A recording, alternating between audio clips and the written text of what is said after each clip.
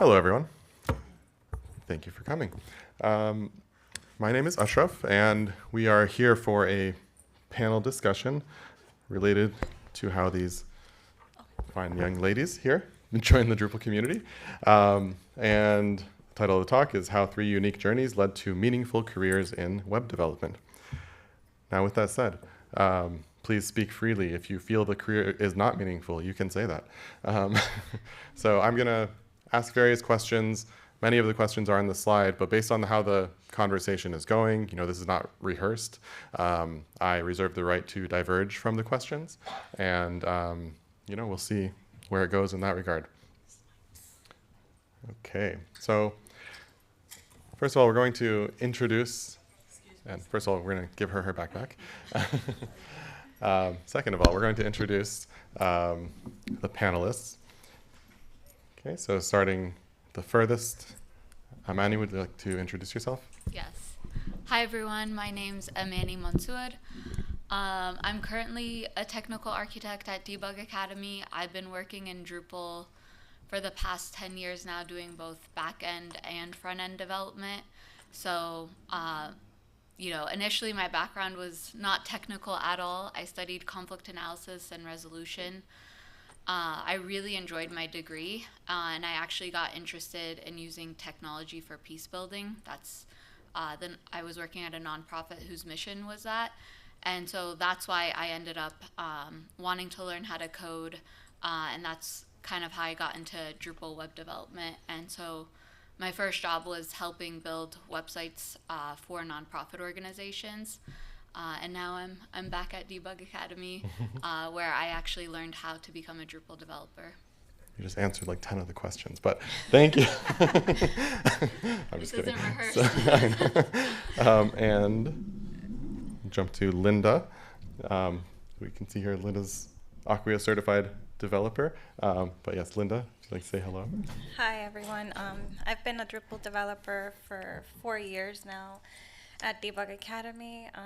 Before learning Drupal, I went through a 9-month boot camp learning other tools, and before that time, I studied for health insurance, and I was also doing medical assistant work, and there was a period of time I was also a stay-at-home mom, and yes, I've just pretty much been in the Drupal world now for 4 years. I'm happy to be here. All right, thank you so much. And Nagat, how long have you been working in Drupal? Hi, everyone. My name is Nagat Ahmed. I've been working in Drupal for a few years now, a couple of years. So I'm not, a veteran like these two over here. But, she mentioned in college she had a direction. I'm more of like the lost college student kind of thing. I was, jumping around from different areas of interest, and then I landed with English major, and then, left college and still didn't know what I wanted to do, and then and ended up becoming a stay-at-home mom for a few years, and then, just eventually found my way into Drupal. Okay. And my name is Ashraf. I've been running Debug Academy since 2013, as well as Drupito. We launched that at DrupalCon. All right.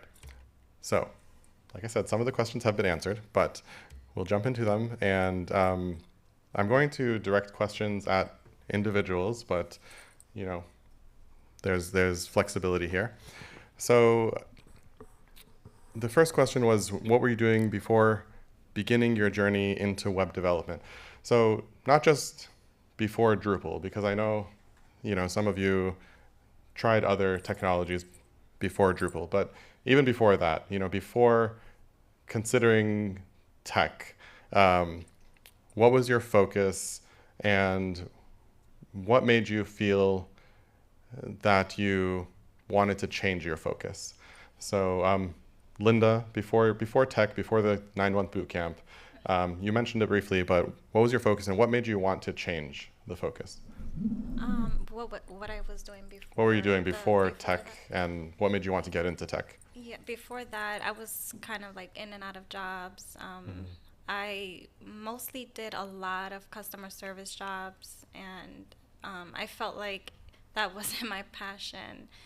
It would give me a lot of anxiety just dealing with angry customers, 24/7. I worked a lot of hours for that, so I felt like I didn't have a lot of time freedom with my son, and I just felt like I didn't want to do that for the rest of my life. So and you said web development?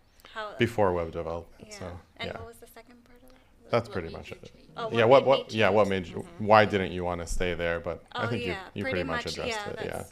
And Yeah. I've always felt passionate about web development. Like during the MySpace days, like when Oh, I was yeah, that's how you 15, got I was started. always, so that's Nice. pretty much it. Yeah.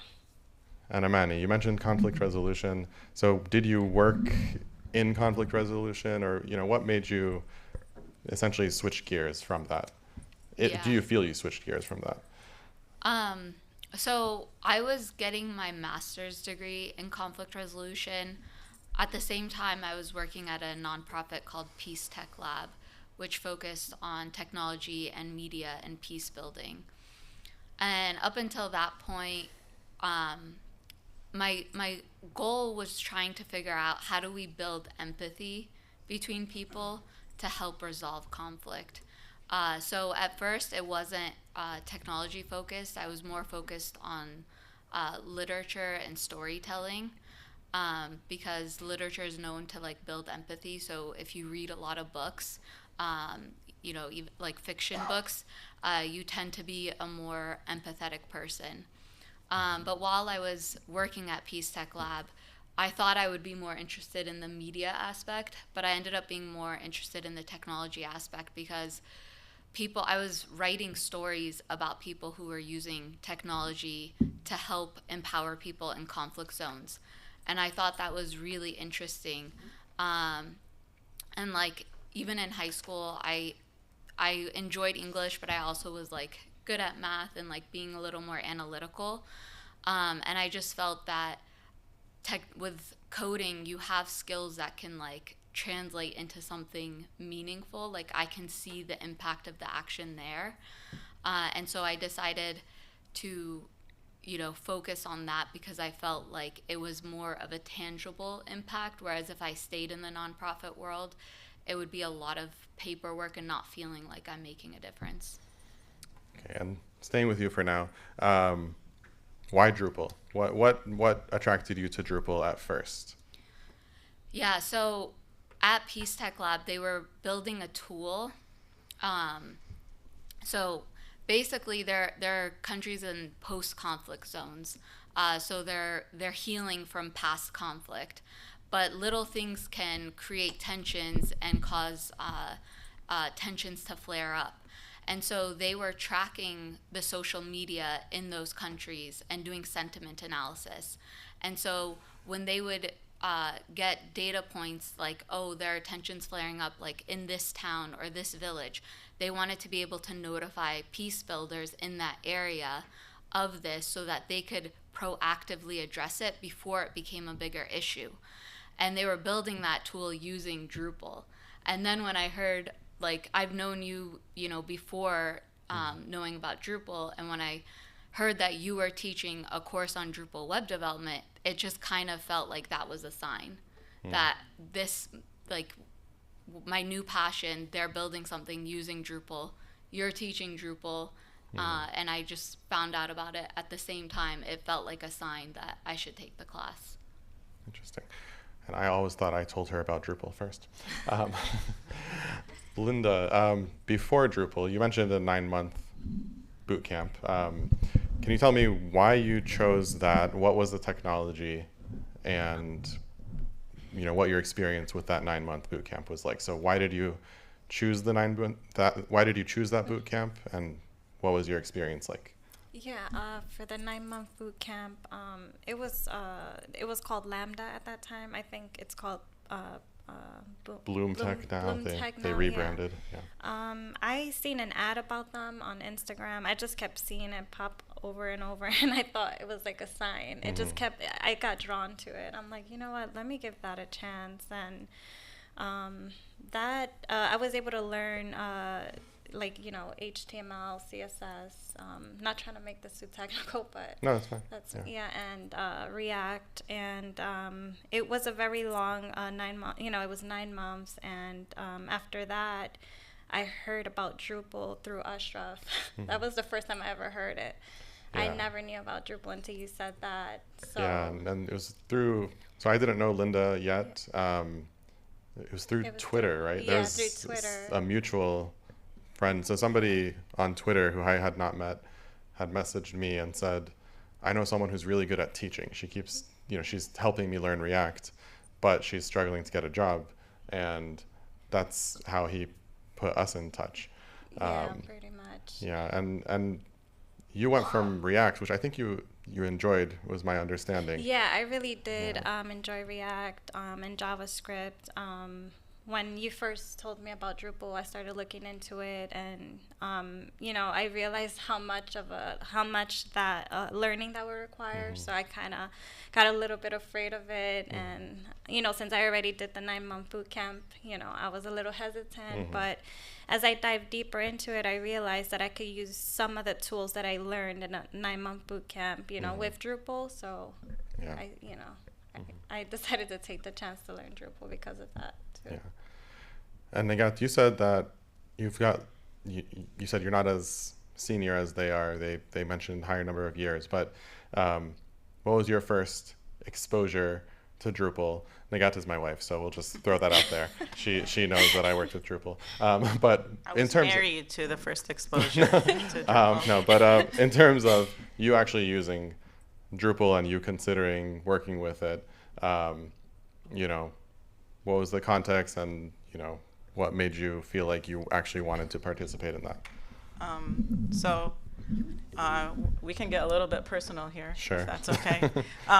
So Ashraf's decision to really dive into Drupal and he was already in a technical, obviously, field and already working in Drupal for a couple of years, but he was like, when a good time to start teaching classes and teaching other people Drupal, because there was a huge lack of, the training aspect and education we needed a lot more Drupal developers at the time, I think. And he decided the best time to do it was when I was 8 months pregnant with our first child. And so that was my first exposure. It was kind of like, it was already happening in my house, in my basement, so I kind of had to be there.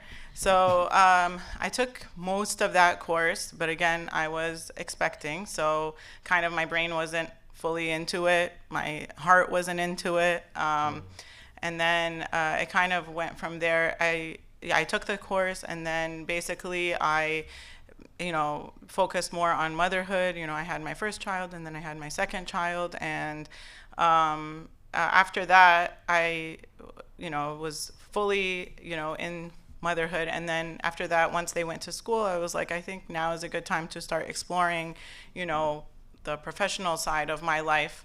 And it seemed like the obvious go-to. It's already in my house, I can, for the most part, there are opportunities to work from home. And I'm not sure if I answered your question. Yep. But yeah, that was basically how I got into it. Yeah.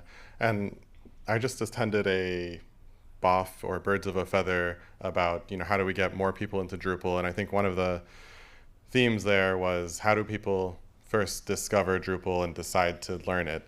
And, I think they all ended up going through Debug Academy, but through different avenues, right? So Amani, you saw it at work and you liked what they were doing with it. Linda, you had a mutual friend who you were actually helping learn React, and they knew someone in Drupal, and they said, hey, maybe you should help her get a job and, see if she's interested in it. There was some resistance, like you said, at first. You were reluctant because you already invested so much time, but nonetheless. And then you had it in your basement. I'm sorry. And okay. People would show up for dinner before the were- class. They would show up early. They didn't realize daylight saving times had happened. So a week later, they would can't come, knock early and be like, wow, the rest of the class is really late. And I was just like, I think you're really early. This is why they're over Zoom now. Yeah. Yes. This is why we're fully remote. No. We're fully out of our house, at least. Yeah. So, okay. Now, Linda, when you did go through the course, or after you went through the course, and it came time to, work in Drupal. I'll say, like, in general, we've all got the Debug Academy tie, but when I'm talking about work, I think it makes sense to focus on experience with specific clients in terms of, Debug Academy is one company, but every client project is different. So I think it'll be good to show that those diverse experiences on the different projects and whatnot. So, and I will also mention, it probably shouldn't name clients, but just in terms of after going through the course, the first projects you were on, Drupal projects, what was your experience like? Did you face imposter syndrome? We do have some slides on this. Yes, any moments of imposter syndrome, any challenges? I'm aware there was some difficult moments in those first projects. So whatever you're comfortable sharing, let people know what your first project experiences were like in Drupal.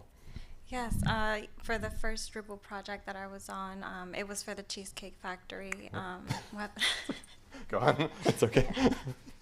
It's okay. Go ahead. What was the question, right? What Yeah, project? you're right. You're fine. Oh, Go ahead. okay. And I did experience some challenges there. It was with a manager, and I started as a junior, so I was already really nervous, and I went through. I don't want to make this too personal, but I don't know if it is. But he was kind of shaming me in a way, thinking just because I'm a woman, I shouldn't be there. So I think that was one of the biggest challenges. And also not having a college degree, I kind of felt out of place there. Definitely. I will also note that since the project was mentioned, the person she's referring to is not actually an employee. It was a Drupal contractor from a Drupal company, which we were brought on as subcontractors. And like she said, had an unpleasant experience, unwelcoming. And how did that resolve itself? How did that resolve itself? How do you try to move forward from that? And I have to say, from that experience, my advice is don't stay quiet. I reached out to Ashraf immediately. I did not stay quiet about that because you never know how many people he's treated like that, and they've probably never spoken about it to anyone, so he probably kept getting away with that. So immediately I reached out to Ashraf, and he took care of it, and from there he started respecting me. Yeah, and I would say he also started, first of all, this part shouldn't be relevant, but I do think a big reason he started respecting her is because he just spent more time working with her, and he was like, oh, you actually are a really solid developer. Regardless of that fact, the disrespect was real initially and was not okay. And I'm sorry you had to deal with that. Nagat, I believe your first projects were, part-time in nature, and I know you had some experiences with attempting project management as well as smaller projects. Can you tell me a little bit about those? Did you have imposter syndrome? What was your first experience like working within Drupal, whether it be as a developer or project management or otherwise? Well, when I was a project manager, it was kind of before I had enough technical knowledge. So I think the imposter syndrome there, it wasn't in full force because I wasn't dealing with too many developers at a time. So I think the challenge there was knowing what was a reasonable expectation of the developers and their output on a weekly basis, or every time we met. and also how to, I guess, yeah, basically managing expectations, and then also making sure that the things that should have been gotten done were getting done. And I think that depends on also how projects are run, how companies are run. I think that's just very nuanced. And I think that because that was my first kind of step into things, it was just a very big learning curve. In terms of once I became a developer, I think like she mentioned, I think that unfortunately there are always people with very aggressive personalities. I was going to say strong personalities, but I think you can have a strong personality and still be a respectful person and still be, kind of open-minded to, the way people present themselves doesn't always match their level of expertise. And it's good to be aware that people do experience imposter syndrome. So maybe their technical level and their expertise is higher than the way they present themselves, and you shouldn't always, when you're first being introduced to someone, you shouldn't always kind of judge them based on how they're presenting themselves, as a developer. That's my, I guess, 2 cents on that. Because I think, I had an interaction one time on my project, and this guy, he's well known for, being a jerk, even he's on a separate team, and his team members, came and told me, they were like, sorry for that. He's a jerk. He's well known for being a jerk. And I was just like, your words, not mine, I was like, yeah, he's fine. I acted, that nothing bothered me, but he was so confident in his, I guess, work and his expertise that he just was not hearing that, the mistake that I had found in his code was existent, So he was just like, show me, kind of in a very aggressive kind of way. And I think it just goes to show, I mean, in the end, I was right, but it just goes to show that I think from their side, obviously, the obvious thing is you should be as respectful as possible. But also on our side, the best thing you can do is fake it till you make it, and don't listen to that imposter syndrome voice as much as you can. You should be in that room just like everyone else, or that Zoom call, just like everyone else who is on it. And a lot of people are always kind of like basically acting like their level of expertise is almost higher than it actually is. And you should do that as well, because that's also will open up avenues for you to learn and get to that point that you're looking forward to. Definitely interesting.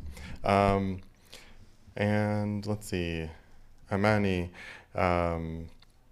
this question says, how did you learn the skills you needed?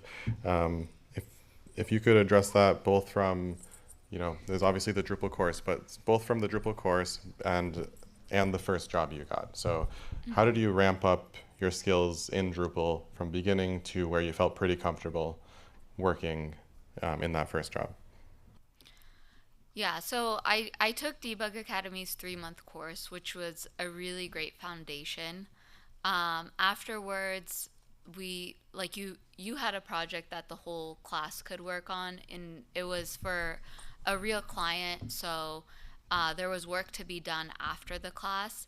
So as I was finishing up my graduate degree, I continued to work on tasks for that, just to give myself more experience.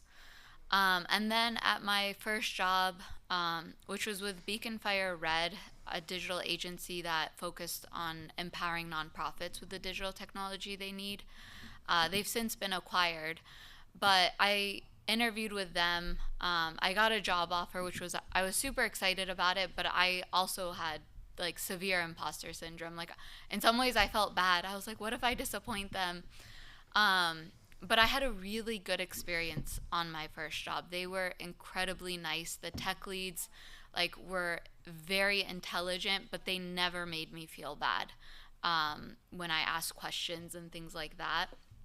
But it really came down to also like showing that you put effort to learn. So I think a huge part of being a web developer is doing research. You don't need to have the answers off the top of your head. Even if you do, it's good to do research because things are always changing and there's better best practices that continue to evolve.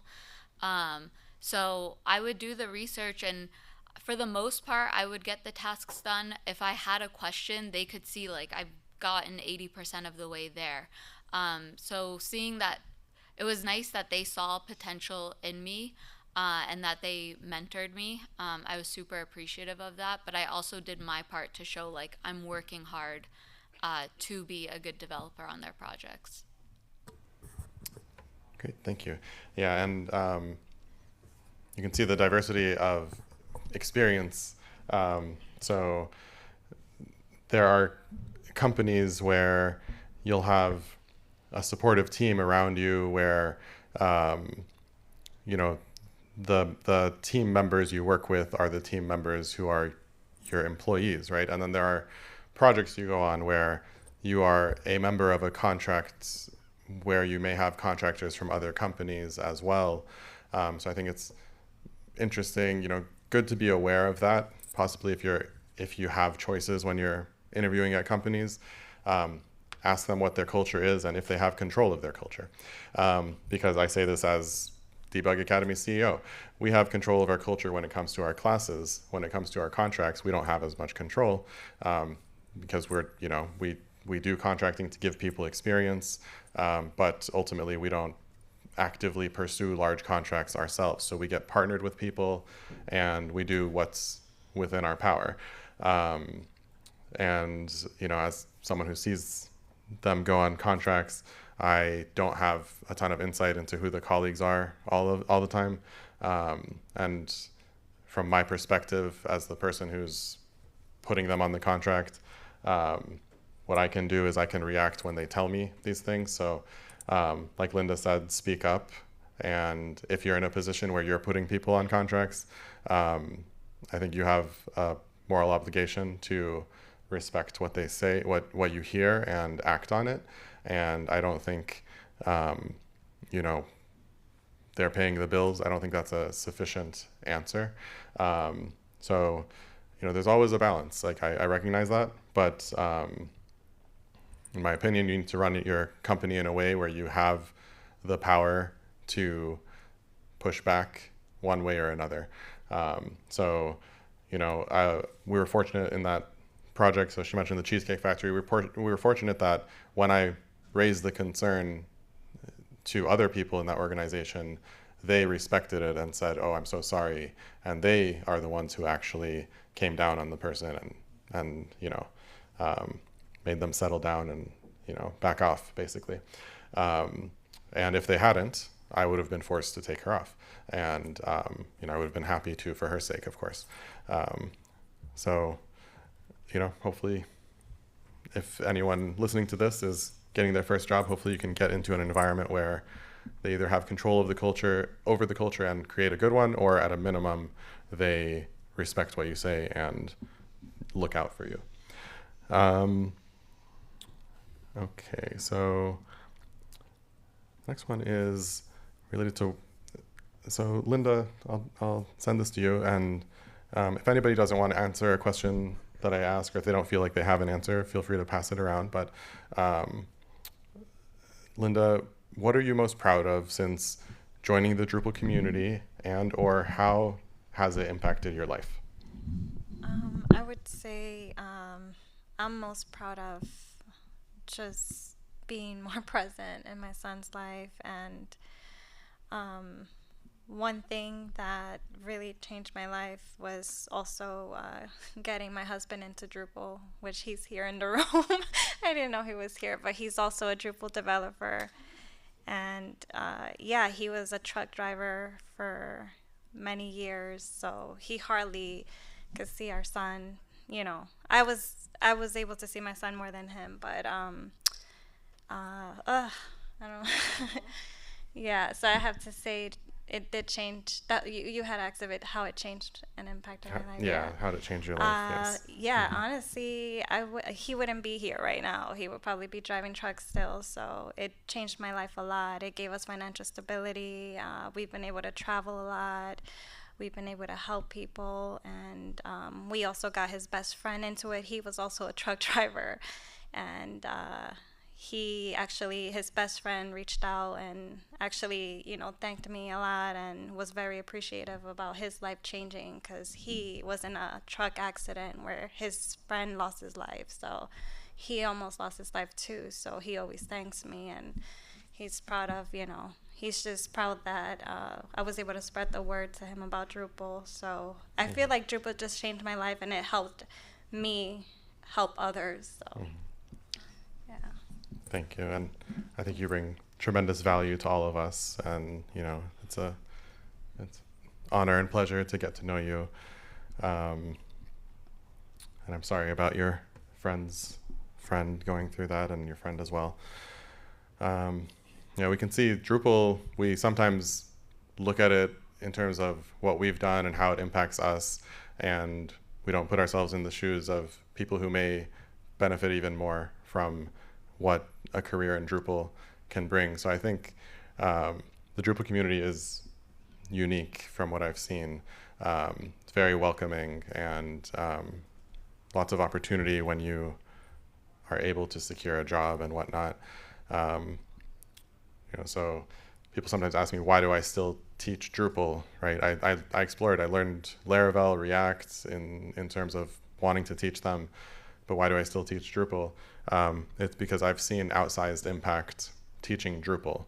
And there's various reasons for that. But yes, you can hear a few examples of that. Let's see. Nagat, what advice do you have for people who maybe they don't have a background in tech and are interested in becoming Drupal developers? What advice do I have? I think if you're interested in entering this field, I think the first thing I think is to take yourself extremely seriously. I think speaking from my own experience, I just had a hard time taking myself seriously. I would just wanted things to come to me easily, and I think not everything comes to everyone easily, especially in the tech field.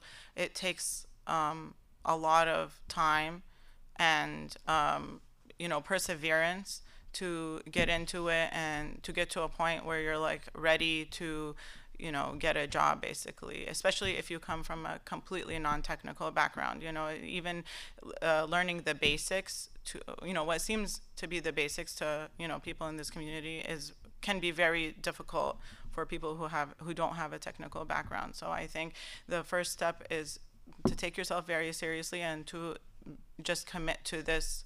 This is almost your number one priority. You take care of the other things, obviously, that you have to take care of, but have this become your number one priority. This is the most serious thing on your plate.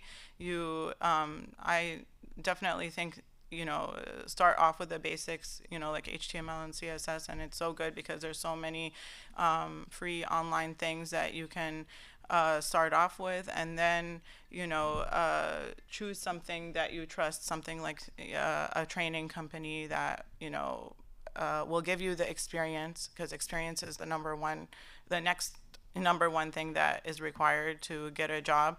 So a company that will give you experience, will give you the hands-on experience that you need to, and will give you the skills to get a job.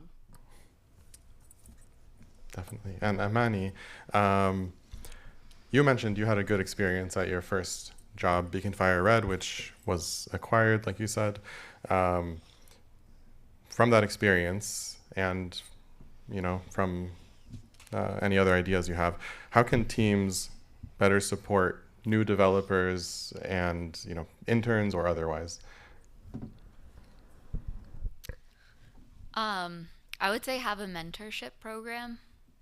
It doesn't have to be super formal. But that's actually one of the things I worked on at Beacon Fire Red. So I learned a lot while I was there. So I started as a junior developer and became mid-level. But then I felt like there was this barrier to getting to senior level. And I think it's kind of hard when you didn't study web development in college. Like sometimes you get asked a question and like the way it's phrased or the term that's used, you would know the answer, but it's just asked in a way that it's not registering with you. And so I felt like there was this I became a little bit stagnant and I really wanted to get to senior developer level. So I talked with the tech leads, even talked with the CEO about, you know, building in hours for mentorship. Uh, and, we had done it a little informally as I worked on projects, but you kind of have to speak up for yourself. And again, I was lucky because they were very receptive. And it wasn't just about me. I had gotten to a point where like there were certain things I was really good at that even like senior developers would ask me questions because they were really good at coding but didn't know Drupal as well. But I knew Drupal really well and could help them like figure things out so that their code would work without having to like write extra code. Like it might be like a site building thing that they weren't aware of. But anyway, so yeah, kind of like working towards establishing a semi-formal mentorship program at work and then being outspoken to ask to like be on projects that would give me new skills. So they had a app that they were developing in Vue.js, which is something I wanted to learn. And I asked to be on the project and they said yes. So I was lucky and they would build in training hours, but they were always happy because I always came in under whatever training budget they like gave me. And I could be more billable and things like that. Thank you. We're going to try to reserve a few minutes for questions or other people to share their experiences as well. But let's see. Linda, if you could advise yourself on day one of your Drupal journey, what advice would you give, either to yourself or someone else who's maybe on day one? An advice that I would like to give is be patient with yourself, and also sometimes you think you're supposed to know it all, but a little goes a long way, and most of the things you'll learn, on the job. So I feel like I wish I would have known that when I first started because I was hard on myself starting out. So I would say be patient, and it's okay if your background is different from others. It's okay if you don't have a college degree, and I feel like that's the advice that I would give. That's good.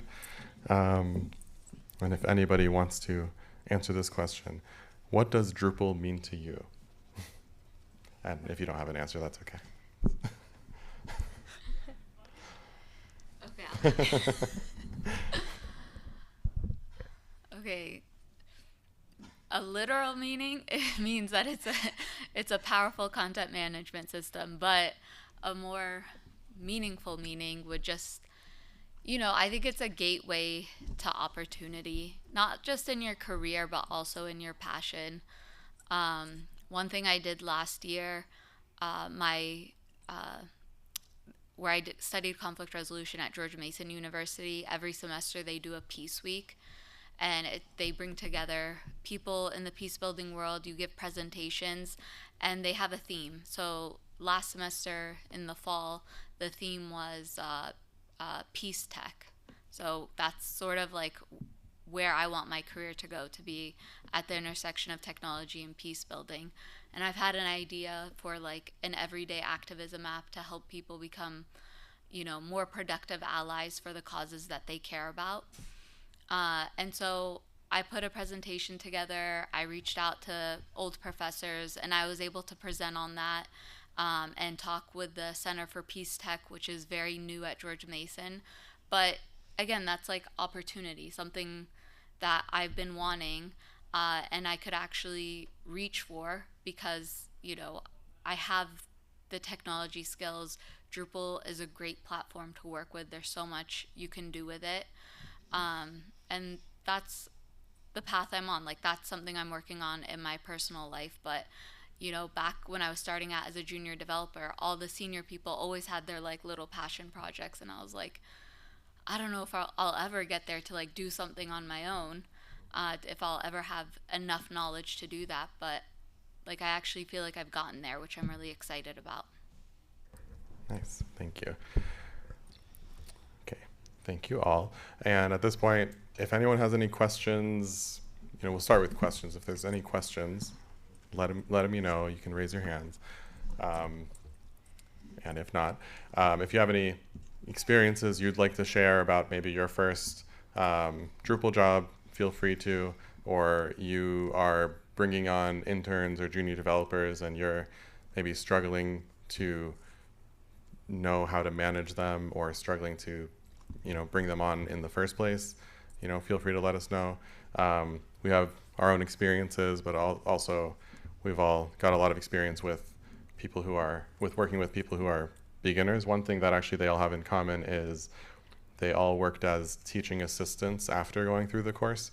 So they've also worked with others who are at the beginning of their journey. So yeah, I'll leave the floor to you all if there's any other, any comments or questions.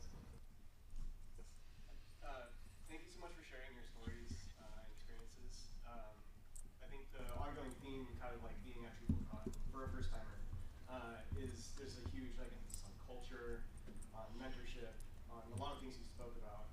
My question is, for anyone who's looking for like a new team the next like year or number of years, what is one question that you would advise or recommend anyone ask a hiring manager or like a team panel interview situation? Like, what's one question you advise anyone to ask in order to get a better feel in that moment what the current team culture is that you're interviewing to? And I'm just going to repeat this for the microphone since that part is recorded. So the question was related to if you are interviewing for a job in the next year, let's say, what's a question that you would have for the hiring manager or the team to give you a feel for the culture and that type of thing. Does anyone have ideas they'd like to provide?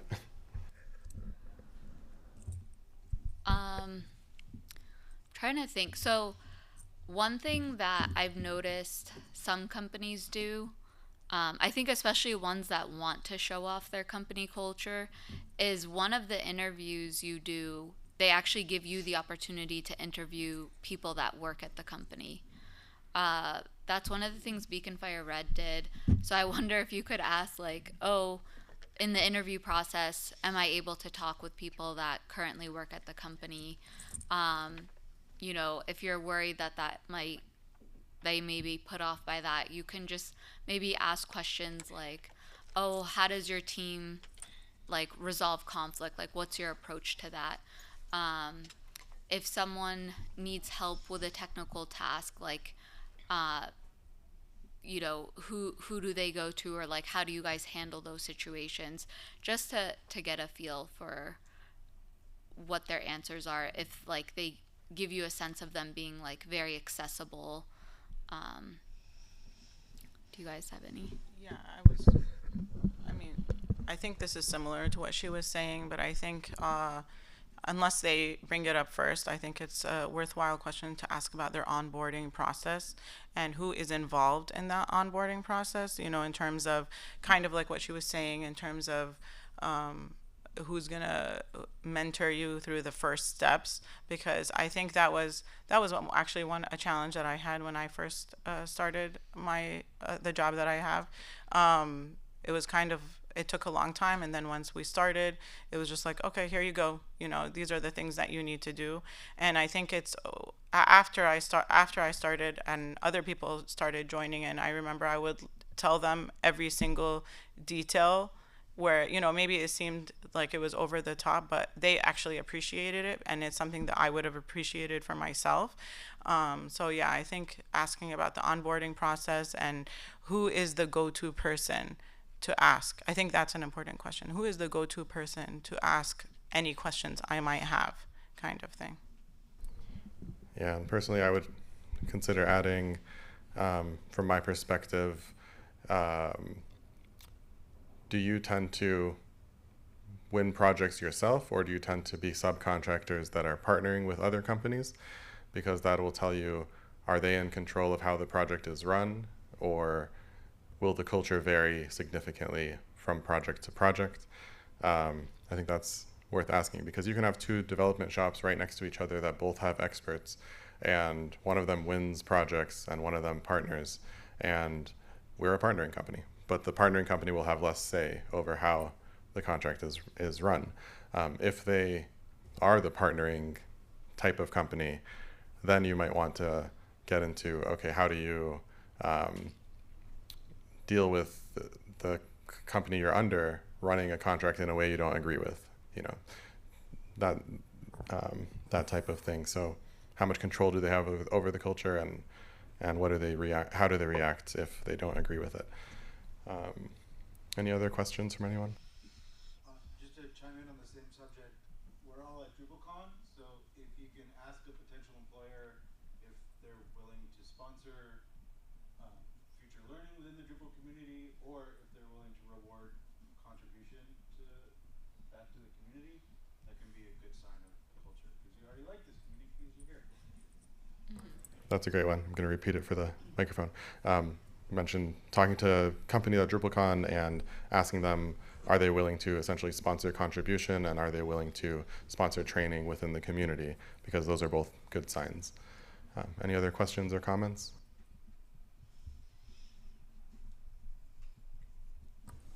All right. Yes.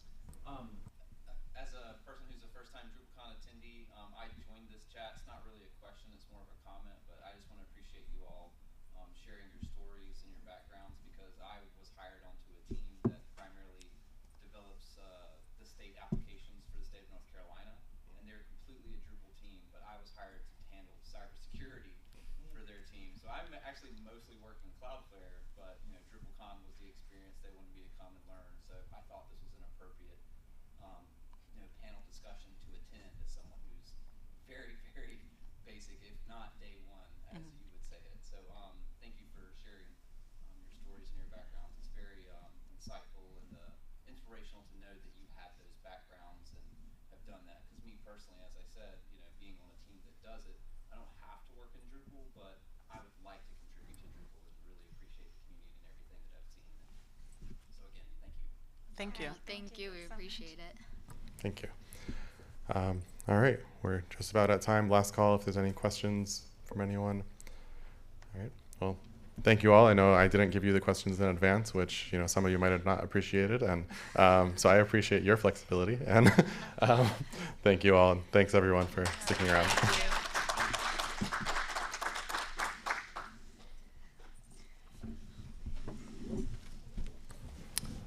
Oh, and I'll put out the next slide. There is Drupito, which we announced at DrupalCon. It's Drupal hosting for only $10 a month, which includes automatic upgrades. So if you are a Drupal developer, you can launch a site, your personal blog, whatever it may be, on Drupito. You get Drupal CMS for $10 a month, permanent hosting, your own domain, all that good stuff. And it has a 1-week free trial. So if you want to try it out, go to drupito.com, spin up a site. And yeah, you can launch client sites as well. You pay us $10 a month. They pay you whatever you charge them. So thank you all.